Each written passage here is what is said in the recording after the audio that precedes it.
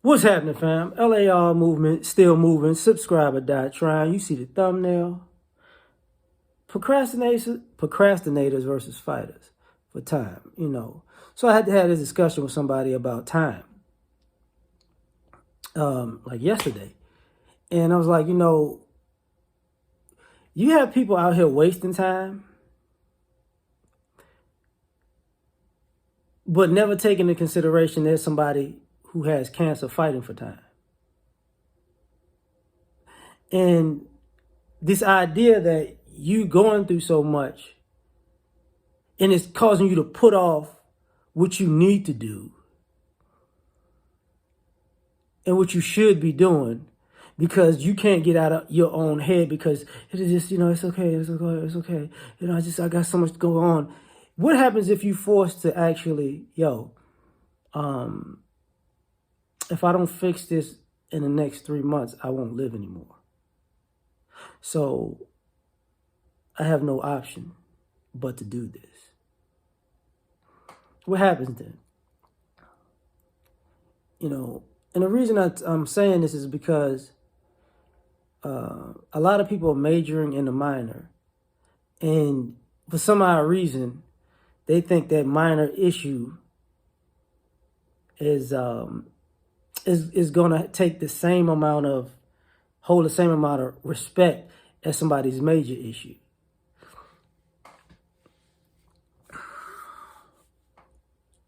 And unfortunately, that's not true, but more so, that's very selfish.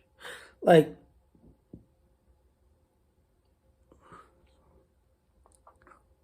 some of us don't really have a victim mentality. We have an attention mentality. So, let me beat you in the adversity Olympics because then it gives me an excuse to wallow and do nothing, or just to be stagnant in life. See, I don't have to move forward because I've been through so much and I've done so much and I've come so far. What about this person right here got cancer?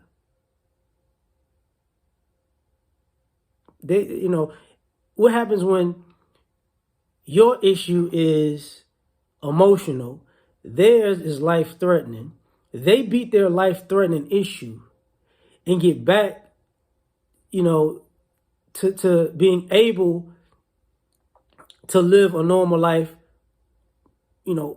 per se without, this. Even though sometimes, cancer, after you get treated, you still got to double check and see if it's looming or whatever.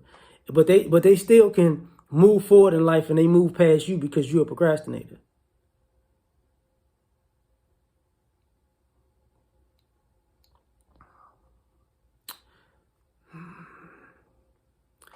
So I had a good friend of mine. They have a best friend. They had a best friend. And their best friend was in a medically life-threatening situation. And what happened was their best friend had to beat the odds to survive. Now, at the time that they were beating the odds to survive, this friend was using their situation for a reason of why they're not moving forward in their own lives. So fast forward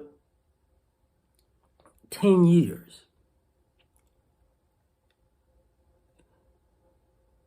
The one who was fighting for her life, she's continuously moved forward. The one that was stagnant because look at what my friend's going through is still in the same place to this day. And not understanding why the friendship ain't what it used to be is because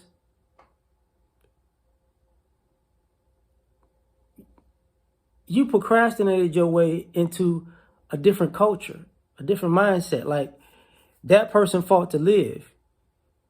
you're fighting to stay in the same spot. You'll never be in the same room. And the reason I'm talking about this in general is because we're dealing with a society that can't get out of its own way. And when you can't get out of your own way, then what are you doing? Like literally, what are you doing? To the point that, all of a sudden, you have people upset, angry at people who might have literally beat cancer, how can I say this? Beat other diseases, maybe had organ failures, or they've been shot, they've been stabbed, they've been in car wrecks and had to rehab. They've been paralyzed, they've had back surgeries and they had to fight to walk again, and stuff like that, And then these people get up, rehabilitate themselves, and lap you in life. And then you have the audacity to talk crazy to them. As if you've really been through something when all you've done is not do anything with your time.